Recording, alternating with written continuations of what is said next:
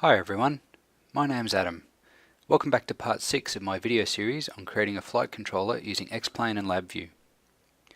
In the last video, we added a proportional airspeed control to our LabVIEW system, and then we modularized it somewhat by moving sections into sub-VIs so that they can be easily reused or replaced as required. That has set us up to start fleshing out more axes of control without worrying about unnecessary duplication of effort, and prepares us for adding additional layers of control loops later on. Today we're going to start looking at the second of the three parts of a PID control, the integral term. We're going to start by taking a closer look at the proportional control system we've got now and see what some of its limitations are and how an integral term might help us to mitigate them. We'll then take a look at how to actually implement an integral term into our control system and discuss some of the common implementation issues that occur with integral control and some approaches that we can take to minimize those issues. Let's get going. This here is the system that we finished up with at the end of the last video. I'm going to start with that, and we're going to just take some time to look at proportional control and just make sure we understand how it's working first, and that will hopefully make clear what some of its limitations are and help us to understand why we need an integral control. It's all very well to have someone tell you that you have to have one, but it's much better if you can actually work through the problem and understand why proportional control on its own can't always do the job. So this is our system we had. We had our pitch control and our airspeed control, and we had this block diagram, which I'm not going to worry about now, and this was our control, our single axis controller sub VI. So just want to take a look at that just so we can see what's actually going on. So you can see here we take our input, which is our measured value or our process variable. So that's the actual pitch rate, for example. Oh, sorry, not pitch rate, the actual pitch of the aircraft that's being measured. We have a set point coming out of here, which is what we would like the pitch of the aircraft to be. We subtract those two from one another to generate an error signal. And I wanted to clarify, when we say error signal, we don't mean error in the computer sense where something's wrong. We just use error to describe the difference between where we are and where we'd like the system to be. And then we take that error and we multiply it by some proportional gain. And then that goes directly to the output for our elevators. So looking at that, we can see if we were to set our proportional gain to 1, then this multiplication no longer does anything, and all we're doing is calculating our error signal and feeding it directly to the output. Now what that means in real terms for the actual aircraft is that if our pitch is wrong by 1 degree, then we will command a full-scale deflection of the elevators, which is going to be a lot. So I can demonstrate that here. I've got this F-22 because it has a lot of elevator deflection, so it'll be easy to see what's going on. So you can see here our pitch is set to 0, and we're sitting at 0 pitch, so everything's happy. But you can see that as soon as I start to move away from 0, I'm not even at 1 degree of commanded pitch then, and I've got huge amounts of elevator deflection. But you can see that that's the relationship, is that for every degree of pitch error, we command 1 unit of elevator deflection, and in X-plane terms 1 unit is full deflection. And so that was why we said, oh, that's way too much. You don't want full elevator when you're only off by a degree. What if we go 0.1? So now we have to be off by 10 degrees from our set point before we'll command full scale deflection. And that's particularly on something with elevators like that, that's probably still really aggressive, but it'll probably work. And if we went 0.01, now we're saying our pitch error needs to be off by 100 degrees before we command full scale elevator deflection. So maybe our set point is 60 degrees of upwards pitch and we're pitched 40 degrees down, something huge like that, before we'll use full elevator. Which we can't even really do with this.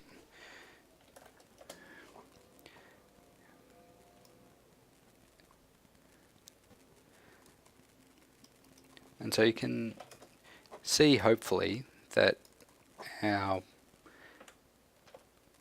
proportional system, as the name suggests, just produces a control surface deflection that is proportional to how far away we are from the value that we're trying to reach. Now, what this means in a running system, once the system's moving, is that as the system gets closer and closer to its set point, the control deflections become smaller and smaller until the point where we reach our set point and our control deflections are going to be 0. Now that's good if the thing that you're trying to control is able to maintain that set point with no control input. So pitch, on most aircraft at least, is not an axis like that. You can't maintain, generally, say 20 degrees of nose up pitch with 0 elevator, and you can't maintain 20 degrees of nose down pitch with 0 elevator. Basically anything other than straight and level flight is going to require some continuous elevator input to maintain a steady state value, and our proportional control system cannot produce a constant control output like that. It'll always tend towards 0 control output. So an axis where that does work is roll. So in the roll axis, the aircraft is basically neutrally stable. So if you put in any amount of aileron, the aircraft will start to roll, and the rate at which it rolls will be controlled by the amount of aileron. And if you return to 0 aileron, the rate will return to 0, not instantaneously because you've got inertia and a bunch of other stuff, but 0 aileron will result in 0 roll. So roll is a system where you can get very good results just having proportional control. And you've seen in the previous videos when I've been doing my testing, we've got this little roll control loop inside our, and I haven't spoken about it much. We've got this little roll control loop in here that's been holding the plane level for us while we're doing our pitch testing and our airspeed testing. And that's all it is just a really simple proportional control. And in a simulated environment where you don't have any outside disturbances, it works pretty much perfectly. What you'll find though is that once you get out in the real world and you start having disturbances, updrafts, downdrafts, crosswinds, that maybe the aircraft will require some small continuous input of aileron to maintain a particular value of roll, and a proportional control won't provide that.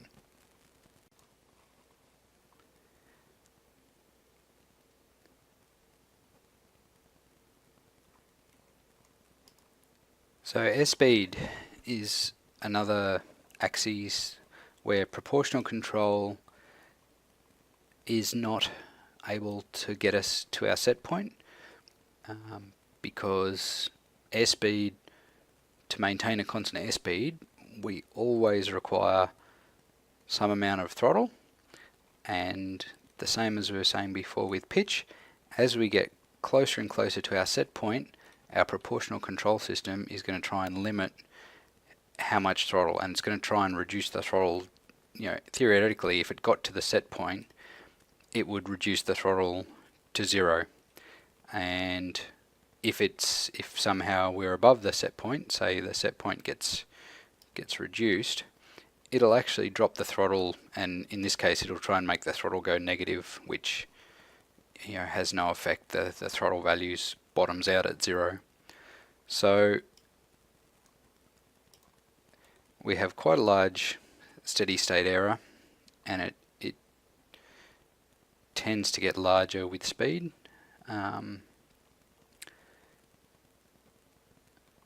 So what we'll see is that the aircraft will accelerate, and it'll get close to our set point, and it'll start to back off the throttle, even though it's not at the set speed yet. So it's at 0.91 throttle. So maybe what we actually need is 0.95 or 0.98 or something to sit at that 150 knot speed that we've set. But the proportional control is never going to give us that. So what we would like is some sort of system that looks at this steady state error that we've got in both these axes and adds some extra control input based on the duration of the error, rather than just the magnitude of the error. So we want something that says, if I have this, whatever this is, a couple of degrees of pitch error, 2 degrees of pitch error, and I have it continuously, start adding in more elevator until that goes away. And so as long as that error doesn't change or doesn't go to 0, we're going to keep adding more control input until it does go to 0. And so what we're talking about doing there is basically adding up the error value over time and using that to drive our control system value. And so if you're familiar with basic calculus, what we're talking about is an integral. So we want to take the integral of the error over time and use that to drive an additional control input that we will add on to the control input that's already coming from our proportional controller. So let's go back to the block diagram, and I'll have a look at where we were in the last video, where we're starting from in this video, and we'll go from there. So this is where we were before and what we were running just then. We'd broken out our pitch control and our airspeed control, and we had these little helper control systems just keeping us straight and level while we did our testing.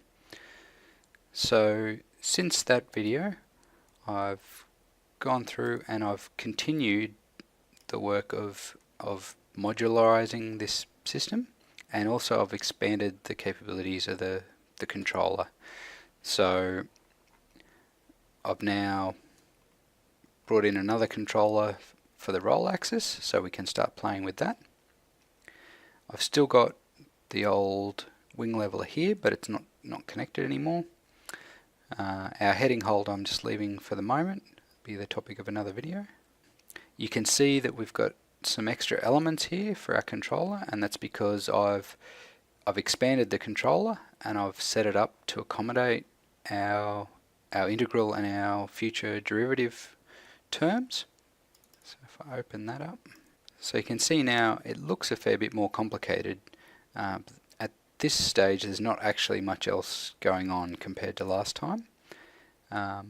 So we've still got our error calculation going on here, the same as before, and we've still got our proportional term being calculated. We have brought some of the things such as gains we've put into a cluster so that we can have a cluster of our 3 gains. I've added an enable cluster just so that we can enable individually the P, I and D channels to isolate the effects of each of them. We've got our output the same as before. I've added an additional chart which will show us the total control output as well as the individual component contributions from each of our P, I and D terms. These logic elements here, switch statements, are performing the enable function.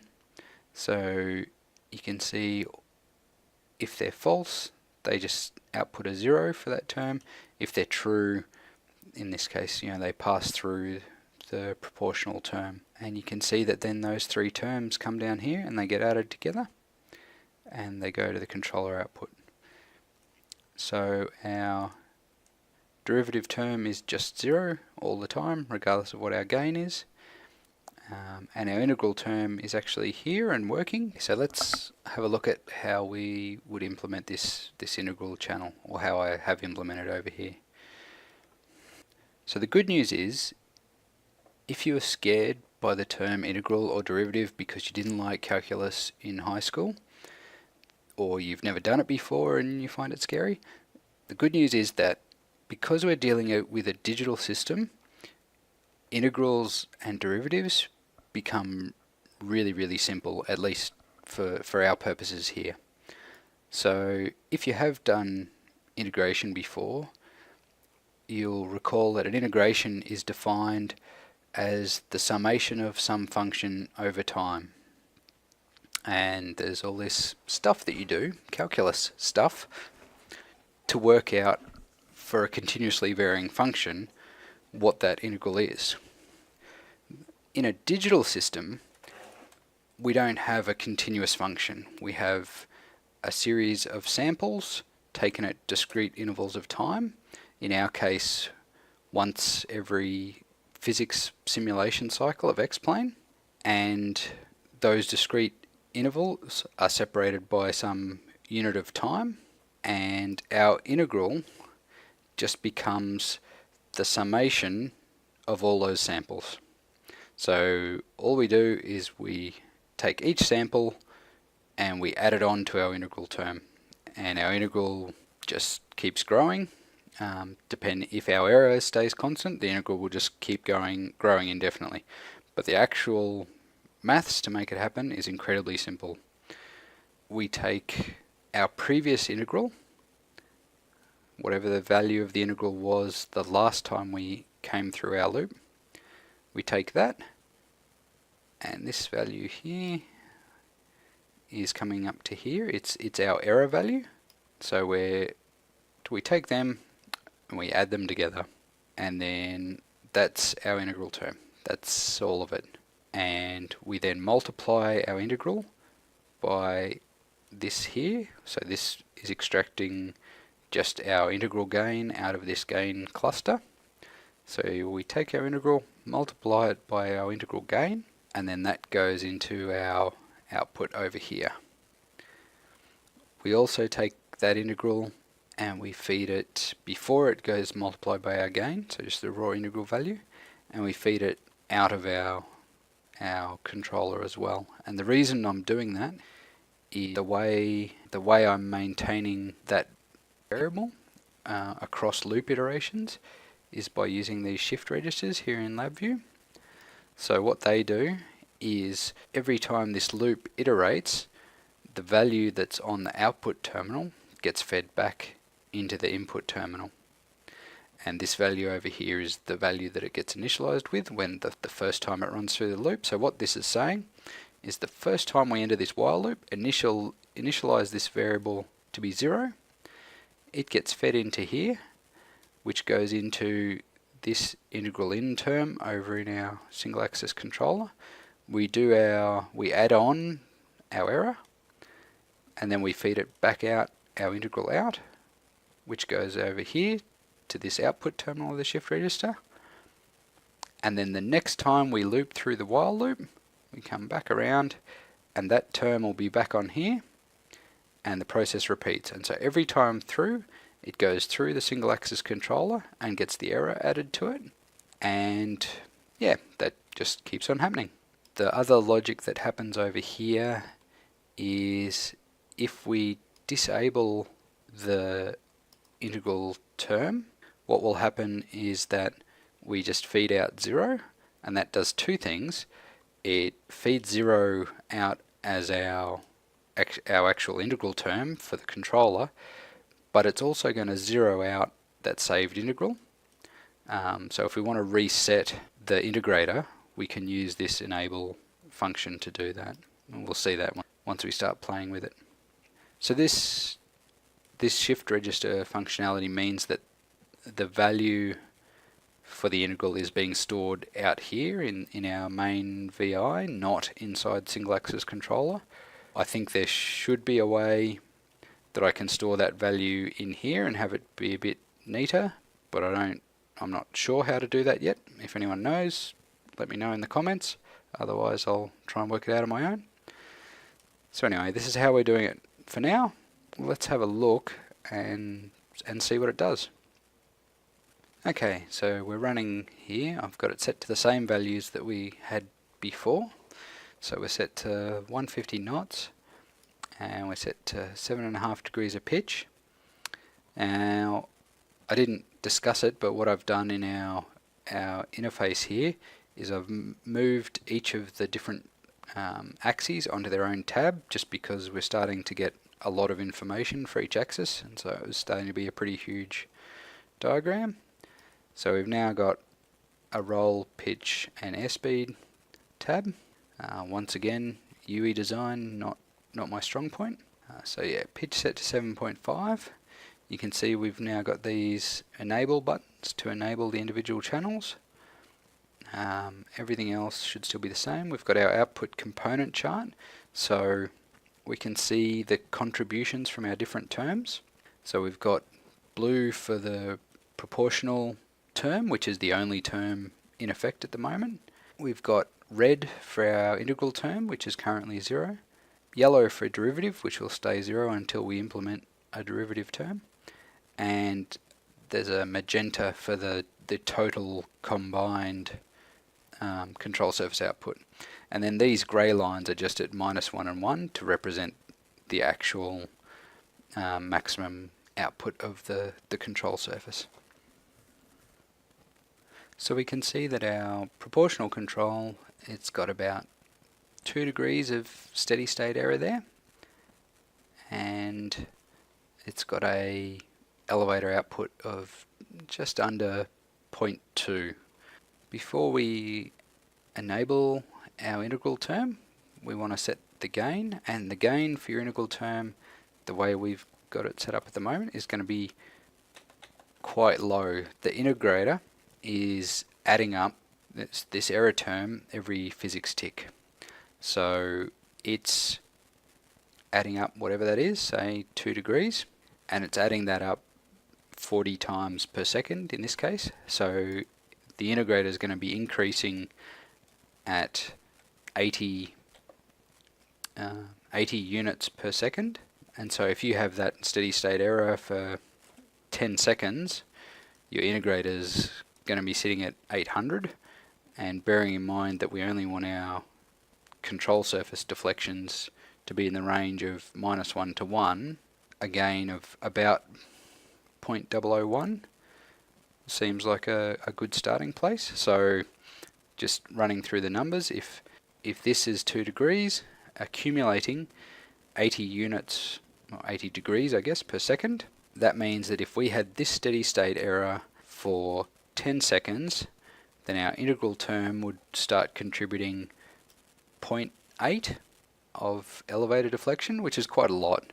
And obviously we hope that it's not going to continue to have that error for a full 10 seconds, but that seems about the right sort of order of magnitude. We could possibly start even smaller. Let's start even smaller. Let's be conservative. Alright, so when we enable this, what we'll see is 2 lines will go off here. One is going to be the red line, which is going to be the integral term, and it's going to start to grow. and the other one's going to just be the magenta, the total control output, and that's going to track the integral term because our proportional term's just constant at the moment. So let's enable it and see what happens. It's a bit slow. I'll go back to my original guess. Let's do that.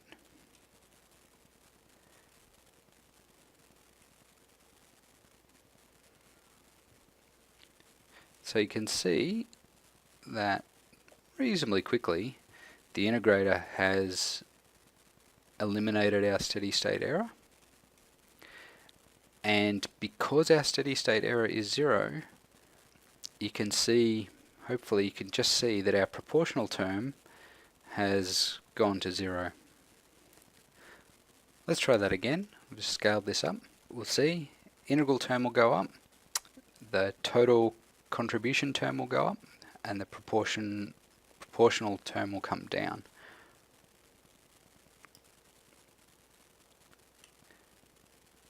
So again, pink is the total, blue proportional, red is the integral.